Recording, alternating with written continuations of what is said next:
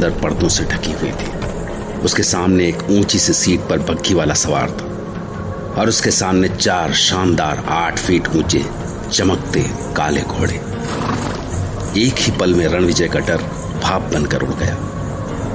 बग्घी देखकर ही लग रहा था कि उसका क्लाइंट उसकी अच्छी खातिर करने वाला था। जैसे ही बग्घी पास पहुंची, बग्घी वाला बोला, क्या भाई, आज तो कुछ जल्दी आ गए तुम। क्या करते, घनी जल्दी थी थारे मेहमानों को। मैंने कब कहा इससे कि मुझे जल्दी पहुंचाना है? कुछ भी बके जा रहा है। बग्घी वाला आगे बढ़ा और बड़े अदब से रणविजय के सामने झुक गया। हमारे सा चलो। हाँ चलो। जरा रुको से।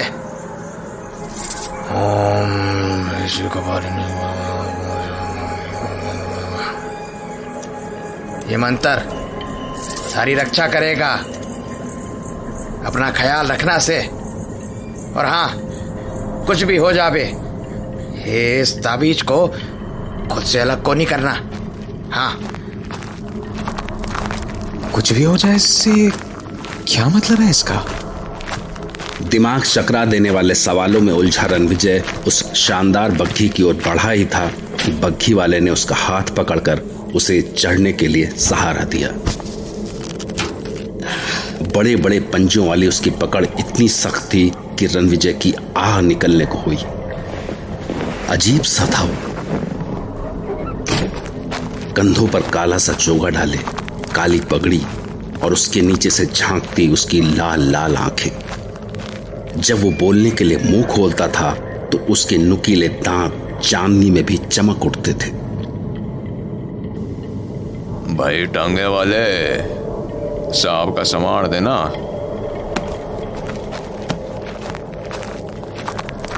बग्घी वाले ने रणविजय का बैग लिया और अंदर उसके पैरों के पास डाल दिया। बग्घी अंदर से शानदार थी।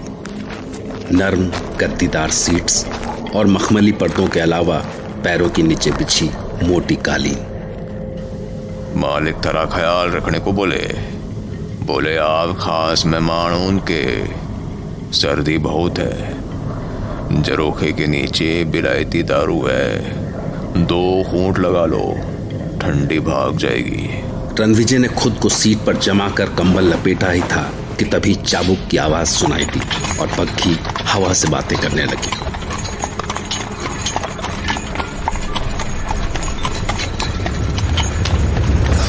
घोड़ों की रफ्तार से लग रहा था जैसे वो और भी जल्दी में थे। पहाड़ी रास्ते के दोनों ओर पेड़ों ने रास्ते के ऊपर छत सी बना ली थी, इसलिए रास्ते पर अंधेरा सा ही था। इसलिए बग्घी को बस उसके आगे दोनों ओर लगी पीतल की लालटेनों की रोशनी का ही सहारा था। क्या कहते हो, कब तक पहुंच जाएंगे रत्नागढ़? हेलो। हाँ भाई, कुछ पूछा मैंने, कोई जवाब नहीं। ये जगह ही अजीब नहीं है, यहाँ के लोग तो उससे भी अजीब है।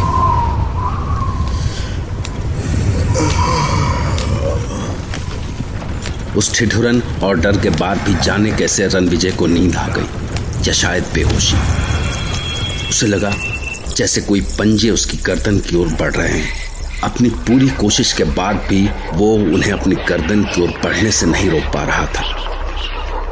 ऐसा लगा जैसे छोटा सा बकरी का बच्चा बाघ को रोकने की कोशिश कर रहा है। अगले ही पल वो पंजे उसकी गर्दन पर थे। जैसे जैसे पंजों की पकड़ मजबूत होती जा रही थी, उसका दम घुटता जा रहा था। सांस रुकने से उसकी आंखें बाहर निकल आने को थीं। तभी उसे बग्घी की खिड़कियों से छन कर आती चांदनी में बग्घी वाले का लंबा, सूखा और पथरीला सा चेहरा दिखा और गड्ढों में से झांकती उसकी एक जोड़ी लाल आंखें। वो जोर से चीख पड़ा।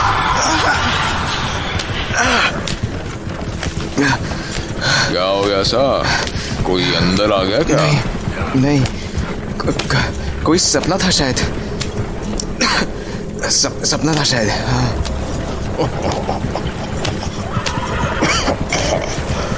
तब चिंता कोणी, ठाठ से बैठो, अब तो रास्ता भी अच्छा है। क्या कहा तुमने? कोई अंदर आ गया क्या? क्या मतलब? कौन आ सकता था अंदर? जान दो सा। वो सब ना जानो तब भी अच्छा। क्या क्या बक रहा है ये? कोई क्या ना जानू? कौन आ सकता है गाड़ी के अंदर? कहीं वो रणविजय बग्घी के अंदर किसी के घुस आने के ख्याल से ही इतना डर गया था कि वो उसे ढूंढने लगा।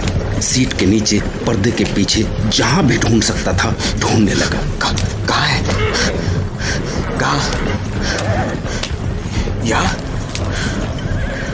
कहाँ गया? कहाँ है वो? अंधेरे में कुछ दिख भी तो नहीं रहा। या शायद आया ही ना हो अंदर। हाँ, शायद कोई नहीं आया अंदर। हाँ। बग्घी इतनी तेज रफ्तार से चली जा रही थी कि अगर पहिए के नीचे कोई पत्थर आ जाता तो वो घोड़ों समेत सैकड़ों फीट नीचे खाई में गिरते और भेड़ियों का शिकार बन जाते। ये हो क्या रहा है? बग्घी बार बार उसी रास्ते से क्यों गुजर रही है? हाँ? क्या ये उसी रास्ते पर चक्कर काट रहा है? हाँ? सड़क के बाईं ओर वो टेढ़ा सा पेड़ चौथी बार दिखा है अभी भी। पर क्यों कर रही है ऐसा? क्या मैं जिंदगी भर इन्हीं पहाड़ियों में भटकता रहूंगा? पूछूं उसे। सुनो। नहीं, क्या फायदा? ये जवाब तो देने से रहा। कुछ देर बाद उसे वक्त का ध्यान आया और उसने अपनी पॉकेट से निकालकर माचिस जलाई। समय क्या हुआ है? 12:30। हे भगवान, उस सवारी ने कहा तो था कि काली घाटी में आधी रात के बाद भेड़िए बन जाने वाले प्रेतों का राज होता है। तो क्या ये जानबूझकर रास्ते में आधी रात कर देना चाहता था?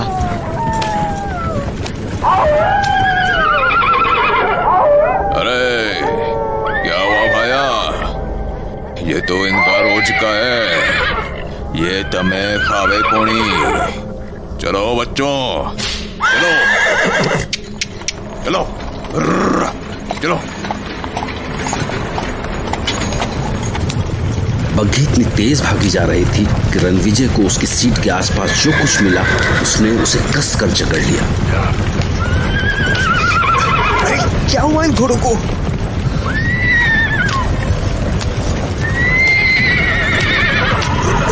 रोको इन्हें। भगवान के लिए इन्हें रोकते क्यों नहीं?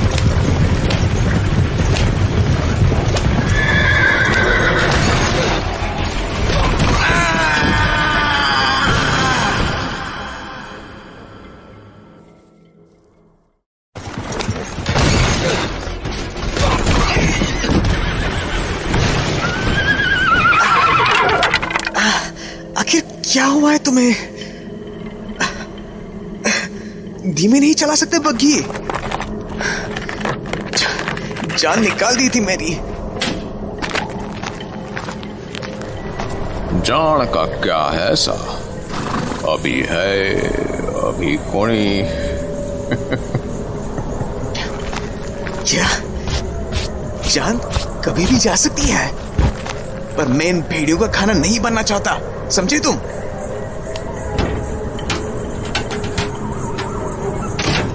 जाने बग्घी वाले पर रणविजय की बातों का असर हुआ या नहीं, पर वो घोड़ों के पास जाकर उन्हें पुचकारने लगा। मेरे बच्चों,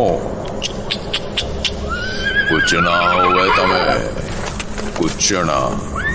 मैं हूं ना तेरे साथ। हाँ? मैं हूं ना। आराम से चलो।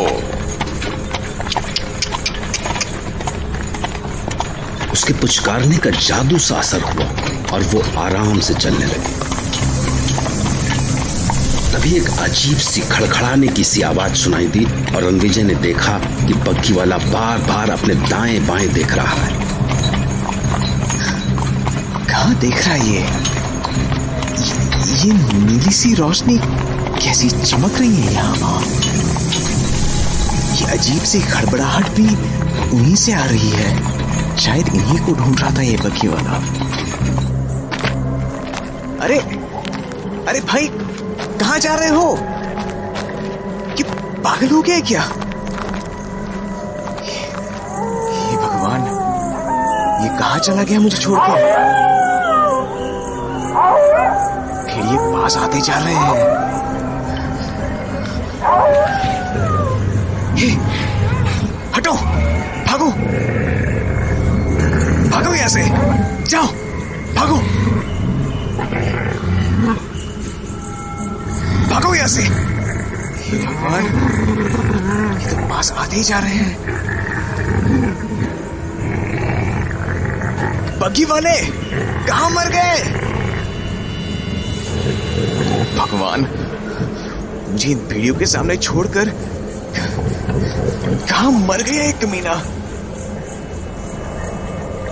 पर तभी वो जैसे गया था वैसे ही अचानक वापस प्रकट भी हो गया और चुपचाप कोच पर सवार हुआ और घोड़े चल पड़े जैसे कुछ हुआ ही ना हो। कहां गए थे? मैंने पूछा, इन भेड़ियों की दया पर छोड़कर कहां चले गए थे तुम? तुमसे कुछ पूछा है मैंने, जवाब क्यों नहीं देते? Damn it. रणविजय बग्घी वाले के सामने बिल्कुल बेबस था।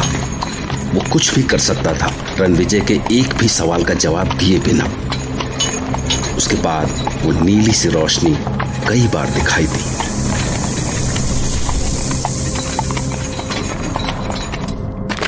और हर बार बग्घी वाला उन रोशनियों के पास जाता और उनके चारों ओर कुछ पत्थर के टुकड़े रखकर एक घेरा सा बनाता और वापस लौट आता। और एक बार तो जो हुआ उसने रणविजय को चक्कर में डाल दिया। एक नीली सी रोशनी पास में दिखी, बहुत पास।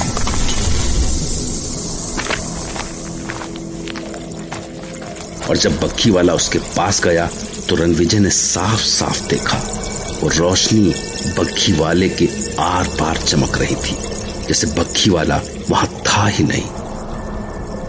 ये चक्कर क्या है? ये किस जगह फंस गया हूं मैं?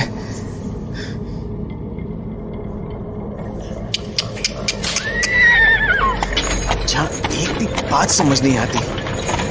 अरे भाई, ये तो बता दो कि हम रत्नागढ़ कब तक पहुंचेंगे, या कभी पहुंचेंगे भी? या मेरी सारी जिंदगी इस भूतिया घाटी में गुजरने वाली है? हालांकि भेड़ियों की आवाजें बीच बीच में अभी भी सुनाई दे रही थी, पर कुछ देर तक सफर शांति से चलता रहा। फिर कुछ देर बाद बादलों के बीच से अचानक चांद निकल आया अपने पूरे आकार में। पर तभी जाने कहां से अचानक भेड़ियों की कुर्राहटें सुनाई देने लगी। बग्घी अचानक थम गई। घोड़े दहशत में हिनहिनाते हुए अपने पिछले पैरों पर खड़े हो गए। रणविजय ने माजरा जानने के लिए सामने झांका तो वो कांप गया। सैकड़ों भेड़िए बग्घी को चारों ओर से घेरे खड़े थे।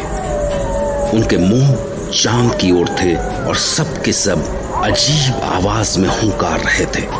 उनकी इस हुंकार से पूरी घाटी कांप गई थी।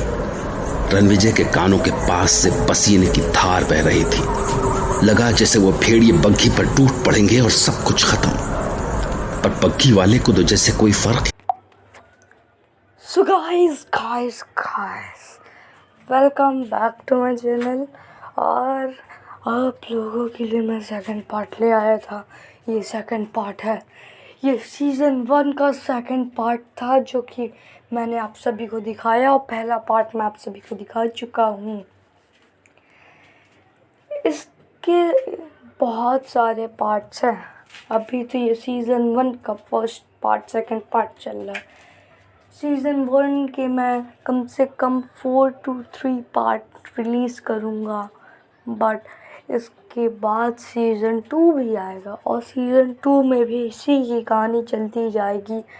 तो आप लोग प्लीज़ इस चैनल को सब्सक्राइब कर दीजिए, बेल नोटिफिकेशन को ऑन कर दीजिए और मेरे नेक्स्ट पार्ट के लिए वेट करिए और कमेंट में बताइए कि आप लोग को ये स्टोरी कैसी लग रही है, तभी मैं इसकी और पार्ट डालूँ, वरना मैं इसकी और पार्ट नहीं डालूँ। इसकी और पार्ट इससे भी ऑसम है। इसके और पार्ट्स में ये हवेली जाता है और उसके बाद क्या क्या होता है ये आप लोगों को नहीं पता है, तो मैं बताऊँगा इसके नेक्स्ट पार्ट में। तब तक के लिए बाय बाय बाय। और अगर आप लोग जानने के लिए कि इसके बाद भेड़ियों ने को घेर के क्या किया, तो नेक्स्ट पार्ट का वेट करिए, मैं जल्दी रिलीज़ करूँगा। Bye bye guys.